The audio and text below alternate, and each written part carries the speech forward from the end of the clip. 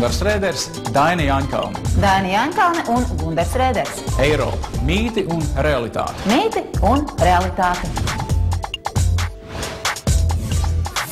Esiet sveicināti raidījumā Eiropa, mīti un realitāte. Tie, kas ir lasījuši jaunās valdības jauno deklarāciju, zina, ka izglītības reformā gaidāmas vērienīgas reformas, un tāpēc par izglītību runāsim arī šodien par to, kas tad ir īstenībā laba izglītība, vai tas ir vairāk trenēts intelekts vai trenēts raksturs, kā cilvēkam gūt panākumus dzīvē un kā attīstīt savu personību. Par to runāsim šovakar. Labvakar, prieks jūs visus redzēt.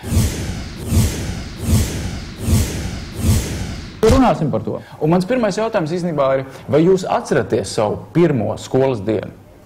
Kāda tā bija?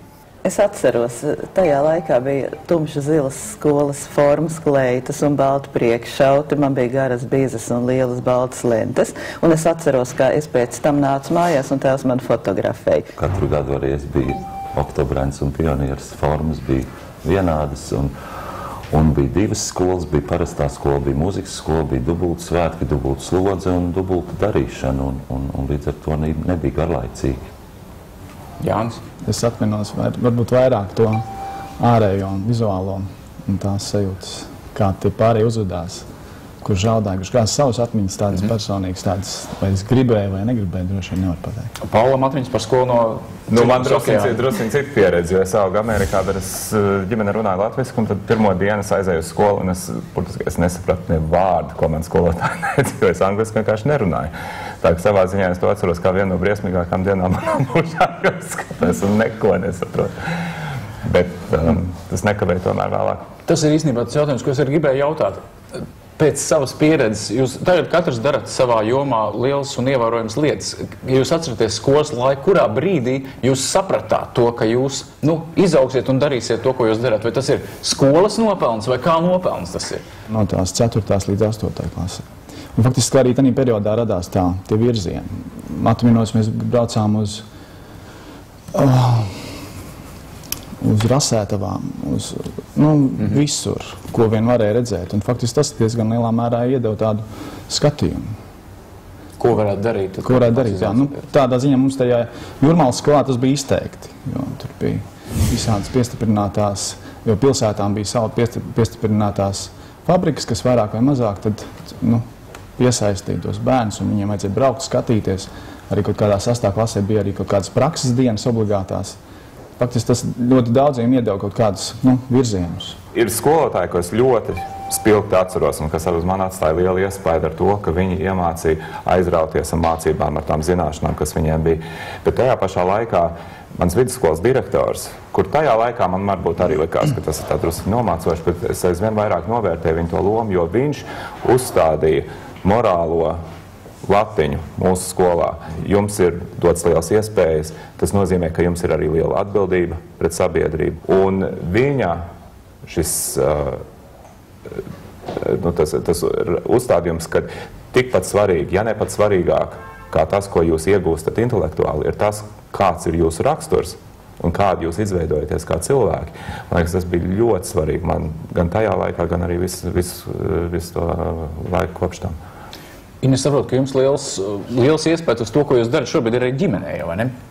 Jā, mans stāsts laikam ir nedaudz citāds, jo es augu kā vienīgais bērns zinātnieku ģimenē starp grāmatu tūkstošiem, un ja jūs tagad tā prasāt, kad es sapratu, ko es darīšu to, ko es daru, tagad man šķiet tas bija ļoti agri, jo es nevarēju iedomāties, ka cilvēki var nodarboties ar kaut ko citu nekā ar zinātnisko pētniecību. Un es pilnībā piekrītu Paulam, ka izglītība ir tas, ko, lietojot banālu teicienu, mēs esam saglabājuši pēc zināšana apguves. Un es arī lielāku vērību pievērstu ne tikai šīm formālajām zināšanām, izmērāmajām, pārbaudāmajām, bet tieši raksturam un tieši cilvēku attieksmei pret sabiedrību, kas ir ļoti svarīgi.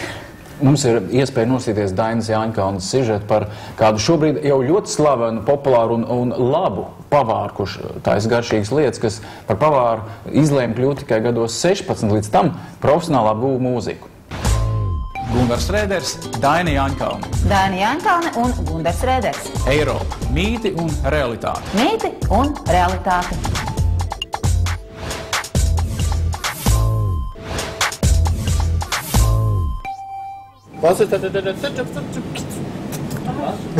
Klausies tā. Izsapsies kāļi ar āboliem. apmaisīsim sāls, pipari, cukuru sīrups, vēl bišķi pacepam, rozmarīns klāt, rozmarīns un, un ārā uz šķīvi skaisti, bet neliela, un pēc tam es tur pieslēgšos. Lauris saimnieko savā restorānā 36. līnija, pavisam netālu no Lielupes ietekas jūrā un pavisam prom no tradicionālajām Jūrmalas kafejnīcu ielām. Taču panākumus varētu raksturot kā grandiozus. Īpaši brīvdienās drošāk galdiņi ir pasūtīti, ja ne, var gadīties palikt arī bez pusdienām. Es esmu veiksmīgs, jā. Varbūt es esmu veiksmīgs, bet veiksmē, kā teica Sandis Ozoliņš vienā intervijā pēc spēles, veiksmi ir jānopelna. Un to veiksmi var nopelnīt ar darbu, ar talantu, ar attieksmi gan pret viesiem, gan, protams, kad arī pret savu kolektīvu, kas patiesībā ir ļoti liela daļa no mana, laikam, personīgā panākuma. Ja es vajag teku, es pārlikšu. Dienā, kad filmējam, cita brigāde fotografē kādu ēdienu katalogu, un Lauris bez stresa dažās stundās tiek galā ar 11 ēdieniem. Olīveļa. Liekas dzīves pavārs, lai gan patiesībā viņš daudz pūļu veltīs pavisam citai nozarei – mūzikai. Man ir tāda viena nepabeigta izglītība, bet diezgan spēcīga, un viena pabeigta izglītība, kas ir pabeigtā izglītība ir pavārs, un nepabeigtā izglītības kādreiz mācījos par koru diriģentu. Mūzikas akadēmija? Emīla Dārziņa mūzikas vidusskolā. Un tas pirmais, tas koru diriģēšana, koru dziedāšana, teiksim, mūzika, balts krekls, buktētas bikses, pucētas kurpes, tas ļoti disciplinē. Jo, ja tev nav izgludināts krekls, tad tu vienkārši netiec uz skatuves, un tad tu sāc domāt, vispār par ko iet runa. Un tur ir baigais paldies vispār noteikti, ka tiem visiem skolotājiem, kas bija ap mums toreiz. Es māku spēlēt klavierus, es spēlēju ģitāru. Man ir diezgan labi dzirdi. Es varu arī šatāt kaut ko padziedāt. Bet sākot mācīties pavārskolā, tas man ļoti daudz palīdzēja. Es jau biju pieaudzis. Man bija 15 gadi, es biju pieaudzis cilvēks. Lauris bija viens no Dārziņu skolas kora puikām, kad bez acīm redzama iemesla 15 gadu vecumā vecākiem paziņoja, ka pametīs mūzikas skolu un kļūs par pavāru. Šobrīd jau kā šefpavārs Lauris atzīst, viņa drosmīgā izvēle tomēr nebalstījās pārliecībā un kādā īpašā aicinājumā. Labākajā gadījumā to varētu saukt par mēģinājumu. 15 gadu vecumā es uzskatu, ka cilvēks nespēja sev prognozēt tādu nākotni. Ir ļoti reti indivīdi, personības, kas 15, 16 gadu vecumā sev redz kā 40 gadīgu, teiksim, to un to. Ja? Nodevēšu tev. Tā būs tā. Tūlītās jau piezīmēsim kaut kādu klāt. Man likās, ka tas varētu būt kāds starposms, un man bija viens gandrīz gads pārtraukuma manā pavāra, teiksim tā, karjerā. Ja? Kad es nolēmu darīt kaut ko citu, es pastrādāju pedagoģijas augstskolā, pamācīju ģitāru spēlēt meitenēm. Bet tad es sapratu, ka ar to vispār nevar dzīvot, nevar izdzīvot, un tad es atgriezos atpakaļ. Lauris saka, ka viņa lielā loza bijusi prakses vieta, kurā strādājot sapratis, ka pavāra profesija un atmosfēra virtuvē viņam tiešām patīk.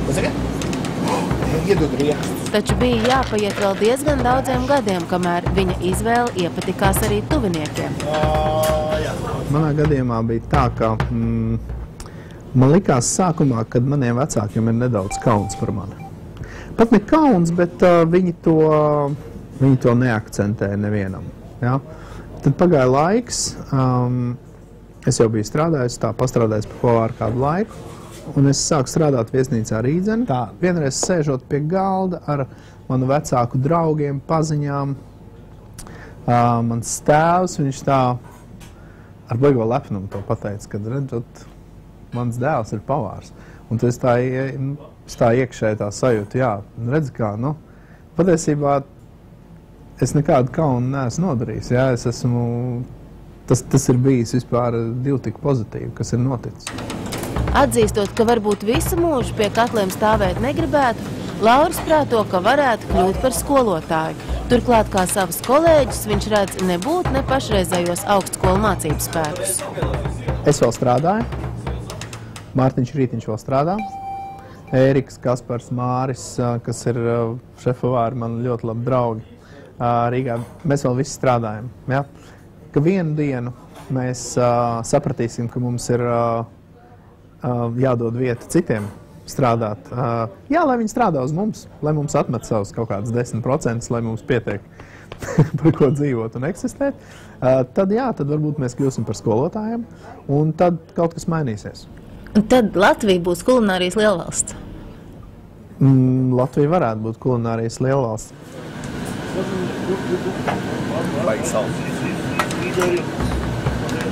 Studentam savā pasniedzējā ir jāredz, labi, skaļi būs teikts nevis elks, ja, bet ir jāredz sava nākotne.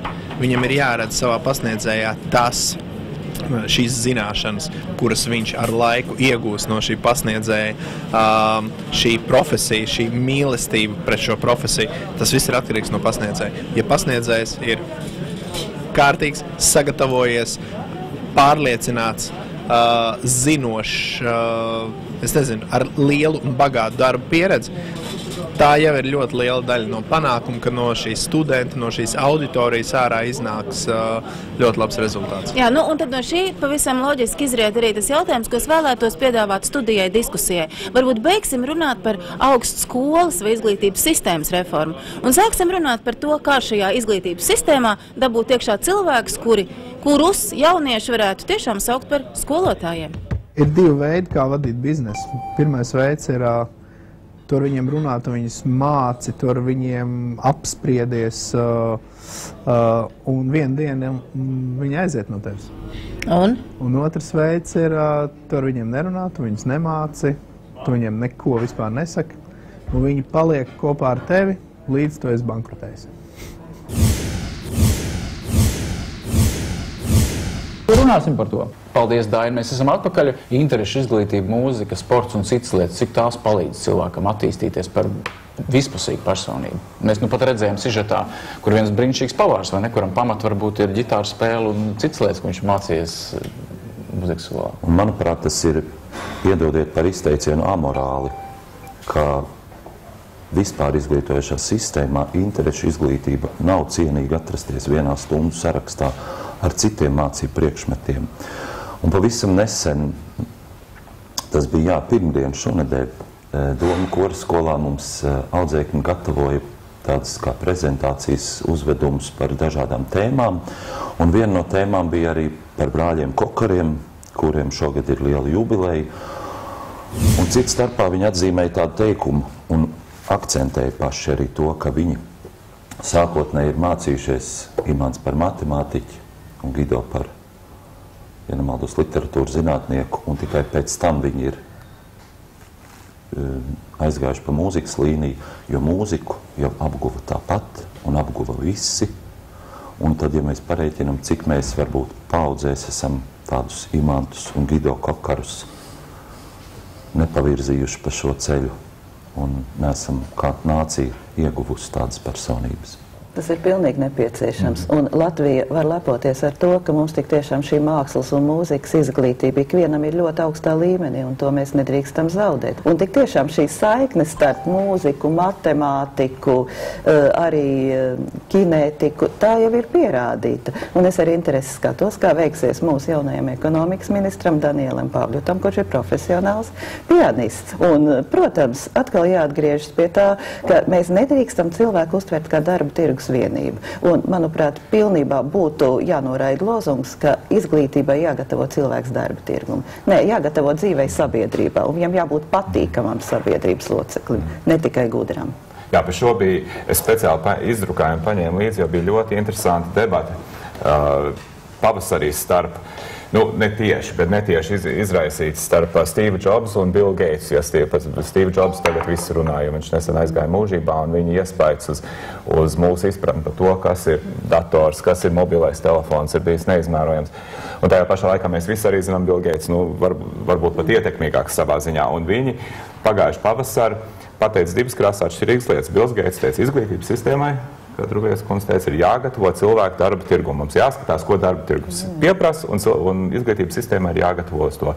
Un apmēram tajā pašā laikā Jobs teica, nē, protams, mums, kā tehnoloģija firmai, ir svarīgi inženieri, bet mums pat svarīgāk ir humanitārie cilvēki, kas spēj saprast, kā šīs tehnoloģijas reāli lieto, kā viņas padarīt patīkamas un efektīvas un viegli izmantojams parastam cilvēkam. Un kā humanitārās zinātnes mums ir pašā topā, nevajag tikai tā, iet un mācīties datorzinātnes, lai strādātu Apple.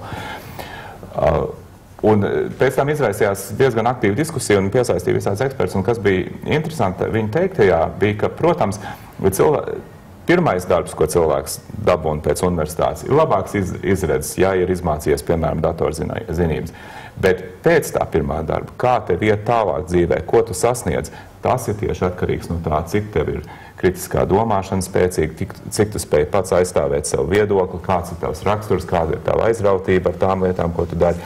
Un ir pat tāds ļoti interesants pētījums, ka Silīcija ielejā, ko mēs uzskatām par šo datorzinību meku, vairākums firmu vadītāji nav studējuši eksaktās zinātnes, lai gan viņi vada IT uzņēmumu. Tas ir interesanti. Jāni, jūs arī vadat šobrīd firmu, kas ražo un tirgo ekskluzīvas mēbeles, jā, ar augstu pievienoto vērtību, un jums arī tā kā Stevam Jobsam nav augstākās izglītības? Nav, jā. Es mēģināju un sapratu, ka tur man nebija interesanti un arī nebija varbūt tas, ko es vēlējos, jo tajā laikā nevarēju iegūt tās varbūt zināšanas, ko es gribēju. Es varbūt vairāk atgriezīšos par to, par ko mēs diskutējām, par to izglītību un par to raksturu nostiprināšanu. Šobrīd es skolā izcīnījos ar to, ka piespiedu 1 gadu skolotājiem iekļaut iekšā programmā glītrakstīšanu, piemēram. Atminoties to, kā man pašam gāja glītrakstīšana, es rāvu lapas ārā, jo nebija tā tik skaisti, cik tur bija maliņā uzzīmēts, un tas faktiski arī zināmā mērā raksturas nostiprināšana. To pamatu mēs esam bijuši pazaudējuši. Attieksmi pret skolotājiem, attieksmi pret kaut kā to pašu darbu, darbmācības stundas, ja. Veidoja attieksmi pret vecākiem. Tur bija 8. mārts, mātes diena, vienalga, kas Ziemassvētku vai jaunais gads tajā laikā, ja. Bija kaut kādas lietiņas, kas bija jāgatavo, mēs kaut ko gatavojām. Piparkūkām kaut kādas tur formiņas, tur meitenes to. Rādām kociņi bija jāevalē. Tur, varbūt muļķīgi tagad varbūt tas izklausās, bet es atminos visas tās lietas, ar kādu rūpību tu to darīji, un tu zināji, kam tu to darīji. Un tas nostabilizēja ļoti to. Tā ir tā attieksme un raksturu, jā. Tas, ko Pauls jau minēja par tiem 2 viedokļiem, kas šobrīd Latvijā, jūsuprāt, prevalē no šī visa? Vai tas, ka mēs iegūstam tādas zināšanas vairāk un tādu eksaktu pamatu savu attīstībai, vai mēs tomēr arī audzinām skolās raksturu? Man liekas, ka tomēr tas uzsvars ir uz zināšanu apguvi, nevis uz raksturu attīstību un arī tieši šo personības nostiprināšanu, kas man liekas ļoti svarīgi. Es varu salīdzināt, man meita, kura gājusi labās skolās Rīgā, bet viņa bija 1 gada apmaiņas programmā Francijā, un viņa teica, ka tur Francijā mācoties visās eksaktās zinātnēs, visās lietās, viņa bija 2-3 gadus priekšā tiem jauniešiem, kas tur bija. Bet tas, kas viņai bija milzīga atklāsme, bija sociālā mācība, tur vēsture. Un tieši tāpēc, ka tajās stundās netika mācīt šie priekšmeti, lai iekaltu kaut kādus datumus, vai, teiksim, obligāti ir jāiemācās 1, 2, 3, 4, 5, bet ka jauniešiem iemāca noformulēt savu viedokli, to aizstāvēt, diskutējot, saprast, ko citi domā par to pašu, un tādā veidā spēja attīstīt sevi kā personību, kas saprot, ko viņš vai viņa grib, un kā to sasniegt. Ir zīmīgi, ka pašreiz notiek Pasaules latviešu zinātnieku kongress, kur es jūtu, ka šis akcents ļoti lielā mērā virzās tieši uz šo humanitārās izglītības pusi, un atcerēsimies, ka izglītības it īpaši augstākā dod tādu iedzienu kā inteliģence. Mēs daudz runājam par intelektu un mazāk par inteliģenci, kas arī būtu tas, kas būtu jāieaudzina, jo tas aptver gan šīs formālās zināšanas, gan dzīves sabiedrība, gan attieksmi, gan arī spēja aizstāvēt savu viedokli. Un es pilnībā piekrītu, ka mūsu izglītības un vispār sabiedrības vājākais punkts ir spēja paust savu viedokli, to argumentēt, piedalīties diskusijās, neaizvainojot sarunbiedru un kopīgiem spēkiem virzīties uz mērķi. Un tā ir mūsu problēma. Es tieši domāju, ka ir ļoti svarīgi, lai sabiedrība, vai vismaz sabiedrības daļa, konkrēti noformulē, kas ir šīs vērtības un tās personības īpašības, kuras mēs cenšamies veicināt. Man bija ļoti interesanti, es atkal atsaukšos uz rakstu par Ameriku, bet tur ir, Amerikā ir skolas, kas ir dibinātas sevišķi, lai bērniem no smagām ģimenēm būtu iespēja tur mācīties, bet kur viņiem arī cenšas iemācīt ne tikai to intelektuāli, bet arī to personību veidot. Un viena šī skola, dibināta pirms kādiem 15 gadiem, direktors skatījās, ka bērni beidz ļoti labi, viņiem sekmes ir ļoti labas, tad viņi aiziet uz augstskolu un kaut kā viņi nespēja to augstskolu nobeigt lielu daļu to jauniešu. Viņš mēģināja saprast, kāpēc, un tad viņš saprata, ka tā problēma varētu būt tā, ka viņiem nav iemācīts, kā rīkoties sistēmā, kur viņiem pašiem ir jāatbild par sevi, kur nav šī pasargājošā institūcija, kas viņus virza. Un tad viņš saprata, ka ir jānodefinē un jāpasaka, ka šīs ir tās rakstura īpašības, kuras mēs cenšamies veicināt. Un tiem bērniem ļoti apzināti pateikt, ka tas ir tas, kādiem jums būtu jākļūst. Un tas saraksts ir ļoti, manuprāt, ļoti interesants, jo viņš tur ir dažas lietas, kas būtu it kā pašsaprotams, bet dažas, kas, man liekas, ir diezgan interesanti. Viena ir aizrautība. Tas būtu saprotams. Ja tu gribi kaut ko sasniegt, jābūt aizrautīgam. Otram ir spēja pārvarēt grūtības. To mēs arī saprotam. Paškontrola. Tas, ka tu spēji, teiksim, atteikties no televīzijas, lai izdarītu mājas darbus. Sociālā inteliģence, tas, ko Druvietis kundze saka, tā spēja sadarboties, bet tad pateicība. Viena no šīm 9 īpašībām ir pateicība, jo mēs saprotam, ka ja mēs spējam novērtēt to, kas mums ir, mēs daudz labāk spējam arī saprast, teiksim, mēs neesam mūždienā neapmierināti, mēs nesakam visu laiku viss slikti, mēs spējam strādāt un kaut ko sasniegt. Optimisms un zinātkāri. Un šīs ir īpašības, bet tie bērni tiek vērtēti. Viņi saka, jūs tagad šajā semestrī uzrādījāt, ka jūs esat kļuvis interesētāks, pārvarēt grūtības. Mēs to novērtējam un atzīmējam. Un ir jārunā konkrēti. Nedrīkst vienkārši cerēt, ka netieši kaut kā caur citām lietām tas tiks apgūts, ir jārunā konkrēti. Bet jautājums, vai šīs rakstura īpašības, ko jūs nosaucat, viņas ir iespējams iemācīt? Protams. Ieaudzināt, iemācīt nevar. Attīstīt ir iespējams. Un ļoti labi, ka skolās tagad ir atgriezusies audzināšana, jo vienu brīdi bija teorija, ka skolai tikai jāizglīto. Pedagogiem būtu svarīgi kaut kādā veidā veidot to bērnu novērtējumu. Pēc kaut vai pēc, vienalga visādām pasākumu apmeklēšanas un viss, kaut kā rast kaut kādu to katru tādu bērnu, to analīzi un varbūt arī izsaukt tos vecākus uz skolu un parunāt. Varbūt, ka tas ir. Es atminos, ka mums skolā, tas mans skolotājs tiešām, viņš tā strādāja. Viņam faktiski bija priekš katra bērna kādu zinām savu formulu, un viņš tikās ar katru bērnu vecākiem un runāja par to. Es domāju, ka tas arī diezgan lielā mērā arī iedeva kaut kādu virzienus. Es to nezinu, ja? Es šobrīd, bet tā, kad es tā tagad atminos, bija tā, jā. Gundars Rēders, Daina Jaņkalne. Daina Jaņkalne un Gundars Rēders. Eiropa. Mīti un realitāte. Mīti un realitāte.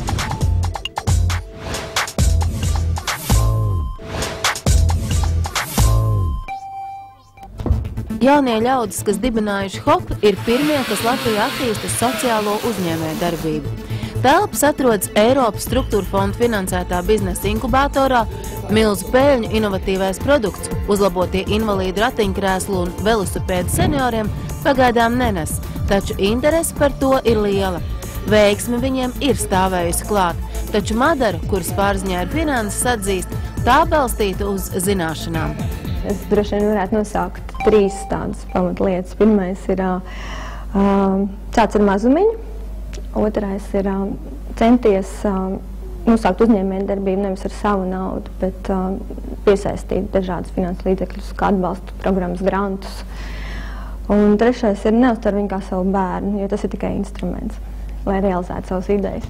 Tas, ka HOP ražojamais produkts atrodas sociālās uzņēmēju darbības zonā, ir pat moderni. Madaras domāšana ir visnotaļ laikmetīga, un viņas mērķi iekarot kaimiņu valstu tirgu loģiski. Idejas, ka viņš tā iet, un man pat nav jāturās. Te varētu pat likt arī tos mazākos jau var netikt. Tā kā pret cienu. Tas ir viss. Aigars jau 20 gadus lieto ratiņkrēslu. Šobrīd reāli strādā par vides pieejamības ekspertu. Trešais ritenis ratu stabilitātei. Tā īsti varētu raksturot firmas Hops inovāciju, kura šobrīd tiek testēta. Pasaulē tas viss ir. Ja tikai tas maksā, sākot kaut no 1500 latos un tā uz augšu, jā. Šeit mēs esam stipri mazākās cenās iekļaujušies. Tas ir pielāgots tieši tā, kā man tas ir vajadzīgs. Vai šādam inovatīvam pieejamam uzņēmēju darbībā ir kāds sakars arī ar izglītību? Standarta gājiens. Es pēc vidusskolas reiz aizgāju mācīties it kā tādā profesijā, kas skaitās tāda, ar perspektīvu. Es aizgāju mācīties Latvijas universitātē uz ekonomikas fakultātē, pabeidzu finansistus. Tas noteikti nebija mans sapņu, sapņu darbs, bet šobrīd laikam tieši realizējot, šos projektus, kas man šobrīd ir dzīvē, es beidzot novērtēju to, cik man tas ir, ko tas man dod un kāds man palīdz realizēt tās lietas, ko es šobrīd dzīvē daru. Lai varbūt toreiz, kad es vēl mācījos, kā saka, Dievs, tas ir tik garlaicīgi brīžiem. Hardijs ir darba ņēmējs Madaras un viņas kompanjona Edgara firmā un ļoti kategoriski nostājas pret došanos uz augstskolu, ja nav stingras pārliecības par izvēli.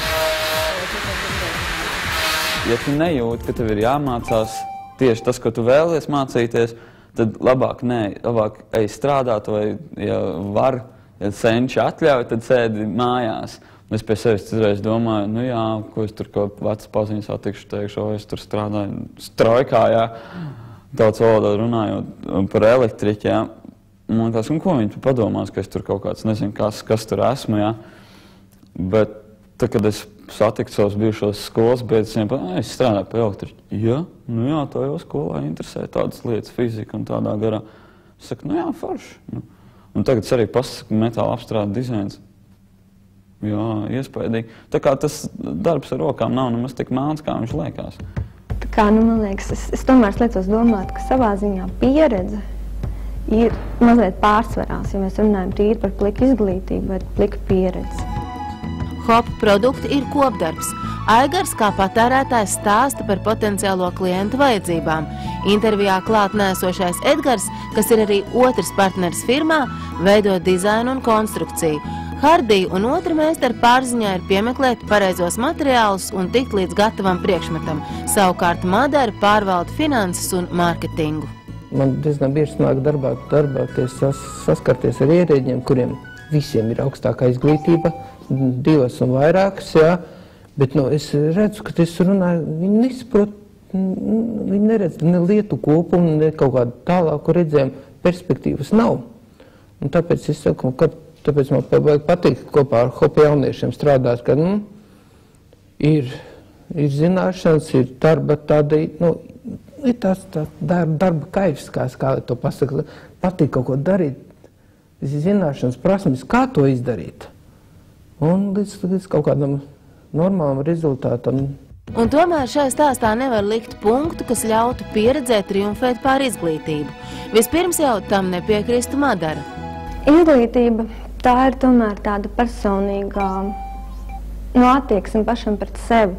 Mūžīgi tāds izaicinājums kaut ko darīt, tas ir plašāks redzējums uz lietām, tas parāda instrumentus. Teiksim, kā tu jau dzīvē pēc tam var izmantot gan tās zināšanas, gan kā tu var iegūt jaunas zināšanas un kā to visu, teiksim, padarīt par pielietojumu. Kas attiecas uz Hardiju, tad arī viņš paralēli savai kaislībai uz meistarošanu ir atklājis vēl kādu nozari, kuru ir ar mieru arī studēt. Man šobrīd ir izglītība pagaidām tikai vidējā. Esmu šogad uzsācis mācības RSEBā par audiovizuālām mēdīju mākslā. Un paralēli tad es arī nodarbojos mazliet ar filmēšanu un tādām lietām. Es sēdēju 4 gadus mājās. Es strādāju, tad es arī gāju sāku pagājušo gadu iet tehniskās jaunradas namā uz filmu studijas pulciņu. Un tad man šogad piedāvāja vasarā, kad es varētu iet mācīties uz to skolu. Es aizgāju, man ļoti iepatikās, un es tad turpinu tās mācības. Jo es zinu, ka tas ir tas, ko es gribu darīt.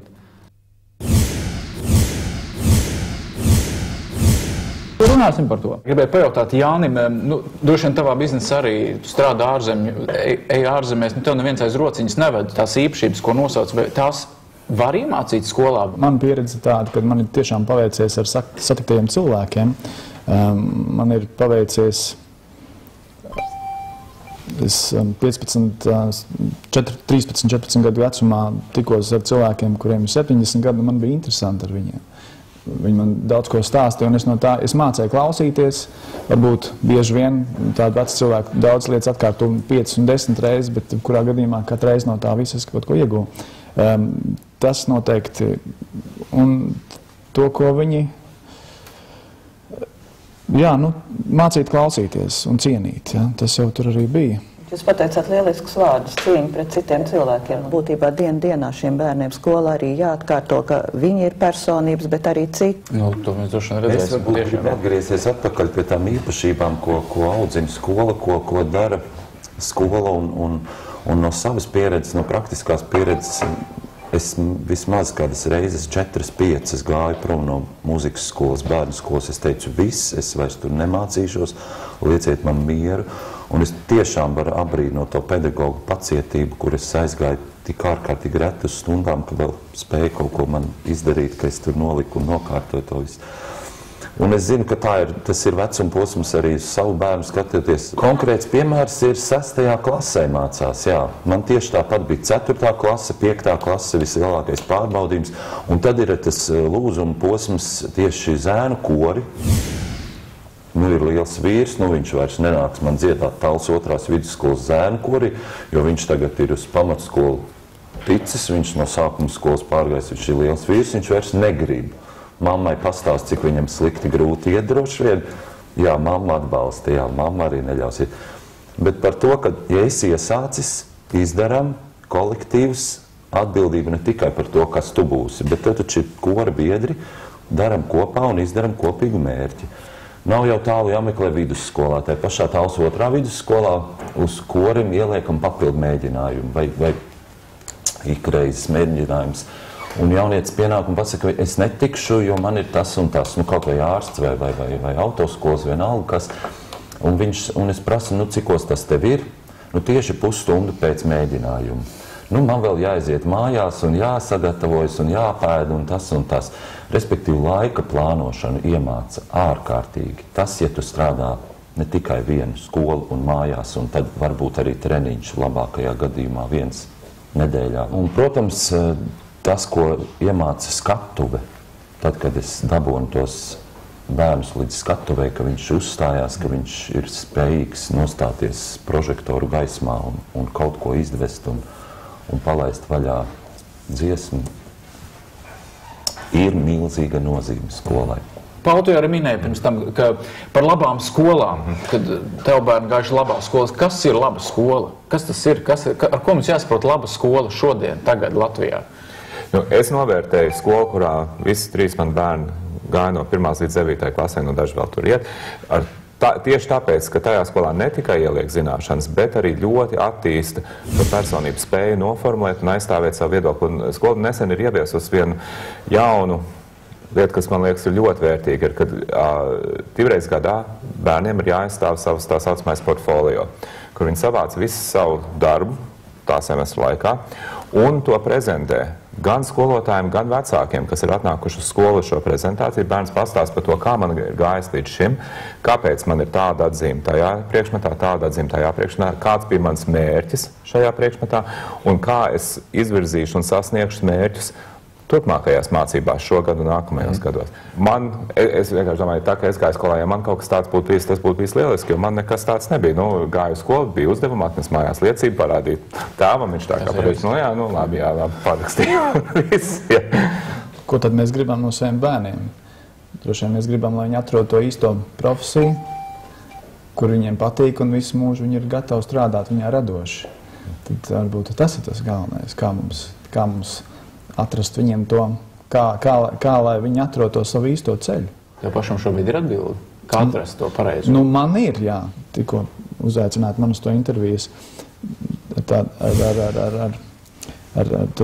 bērniem parunāju, pavaicāju viņiem, vai vai viņi zina, kā tas top. Jā, viņi zina, viņi virspusīgi zina visas tās lietas, bet tā precīzāk un tā ieinteresētāk un dziļāk nav. Un paprasīt, cik tas laika var paprasīt, viņš saka, kādu stundu apmēram, ja? Bet patiesībā, tad, kad varbūt viņam kaut kas jāuztais, tad jau tas pavisam ir savādāk, un tad viņš reāli tikai saprot. Un papildinot šo stāstu, man savā laikā bija arī jāiet obligātās prakses, un mums Liepājā tas bija jādara uz apavu fabriku ejot. Un man likās, tas bija pilnīgi nerealizējams sapnis, ka es varētu stāvēt pie konvejera. Un es pirmā reize aizgāju šie laimīgie cilvēki, kas tur strādā tajā rūpnīcā, sandalas tik skaistas un kā viņas top un tā apavu jūra, kas tur slīd pa to lenti. Un tad, kad es gāju otro reizi uz to praksi un trešo reizi, tad es ar katru reizi ar vien tā sāku izvērtēt. Nu, atkal es nāku, bet tie cilvēki jau te atkal ir priekšā, bet cik es dienas te neesmu bijis un viņi te katru dienu ir. Un tas ir tas, ko es gribu, bet man ir priekšstats par šo lietu. Es esmu redzējis, es zinu, ka es to, ka tas mani nesaist. Un es zinu, kā top zandalis tagad, ja, kādas tur detaļas, cik kniedes, cik lents, kā viņas noņem no koku formiņas. Bet tur jau ir arī vēl nākošais, tur ir dizaineri, kas spēj strādāt. Jā, tur mums nelaida, protams, bet jā. Tā ir tā augšējā daļa, tas ir tie mākslinieki, kas tad spēj sastrādāties un novērtēt šo te, jo Dievam ir vajadzīgi visi. Jā. Tur nav, mēs nevaram būt paši. Bet zināšanas jau mēs varam izmērīt. Nevēlt ir šie skolu reitingi, kas gan ir diezgan problemātiski, bet tomēr vairāk vai mazāk priekšstat dod. Bet daudz grūtāk izmērīt ir kaut ko, kas līdzinās laimes indeksam. Cik šīs skolēns ir apmierināts un laimīgs mācoties skolā, un cik pēc tam viņš būs gandarīts jau ieejot tā sauktajā lielajā dzīvē. Jo nav noslēpums, ka dažās skolās, kas dod ļoti labas zināšanas, ir snobiska vide, kas grauj personību un atstāja sekas pat turpmākajā dzīvē. Un arī gluži otrādi ir skolas, kas varbūt ir mazāk zināmas, bet kuru absolventi atrod savu vietu tādēļ, ka viņi ir bijuši novērtēti kā skolēni. Viņiem nav ieaudzināts šis mazvērtības kompleks. Un kā to sabalansēt, tas ir ļoti grūti. Tas ir ļoti grūti, un īpaši vecākiem, kuriem jānāk un jāizvēlās, teiksim, pirmajā klasē vai otrā, kuru skolu sūtīt bērniem. Skolu, kura ražo konkurētspējīgus audzēkņus, konkurētspēju balstīt uz vilku likumiem vai uz vispārējo attīstību. Precīzi, jo mums tagad novērtē būtībā tikai šo pirmo, un augstskolās tieši tāpat absolventu alga 5 gadus pēc absolvēšanas, skolu reitingu, olimpiāžu rezultāti. Manuprāt, būtu nepareizi pretstatīt šīs divas lietas. Es domāju, ir iespējams sasniegt lielisks rezultāts un tajā pašā laikā ieaudzēt labu raksturu cilvēkā, kas ir ne tikai labs raksturs tādā ziņā, kas spēj cīnīties par sevi, bet kas arī ciena citus un saprot, ka ir jābūt godīgai attieksmei pret sabiedrību un kad, kā manā skolā es atkal atkārtošu to, ko direktors teica, kas man ļoti dziļi iespiedās atmiņā, ir Bībelē teiciens tiem, kam daudz ir dots, no tiem arī daudz taps prasīt. Un tas, man liekas, ir ļoti būtisks princips, kas būtu visiem skolēniem un augstskolas studentiem jāiemāc. Punkts ir tas, ka mūzika ir tā, pareizāk sakot, muzicēšana. Nevis tas, ka mēs mācāmies solfedžu, bet tas, ka mēs, piemēram, mācāmies dziedāt, mācāmies spēlēt instrumentus, mācāmies to darīt ansamblī, korī, divi spēlēt. Vienlaicīgi muzicēšana ir tā, kas attīsta abas smadzeņu puslodes, jeb saiknes starp abām smadzeņu puslodēm. Un līdz ar to nevienam no bērniem nav problēmas iestāties pirmajā vidusskolā, kas ir ar izteiktu matemātikas ievirzi, un tad pat laikā nevienam nav problēmas iestāties mūzikas akadēmijā un arī jebkurā pasaules augstskolā. Pats svarīgākais ir tas, ka mēs ar dažādām reformām, izmaiņām nepazaudējam to visu būtisko un labo, kas mums ir, un lai uz tā bāzes mēs varam attīstīties un augt. Varbūt, ka mēs varam teikt lielu paldies jums, ka atnācāt un diskutējām. Varam novēlēt laikam veiksmi visiem tiem, kas turpinās, kā jūs teicāt, labo pēcticību Latvijas izglītībā, lai veicinātu visas tās labās lietas, par ko mēs šodien runājām. Un diskusijas noteikti turpināsies arī par izglītības reformu šajos un varbūt arī citos raidījumos. Vislabāk! Izvēlies tādus, kuriem dzīvē daudz neko ļauna vairs nevar izdarīt. Ja? Kurus sit, bet kurus nevar nosist un tā tālāk. Ja? Zaudētāji saņem strīni. Gunārs Rēders, Daina Jaņkalne. Daina Jaņkalne un Gunārs Rēders. Eiropa – mīti un realitāte. Mīti un realitāte.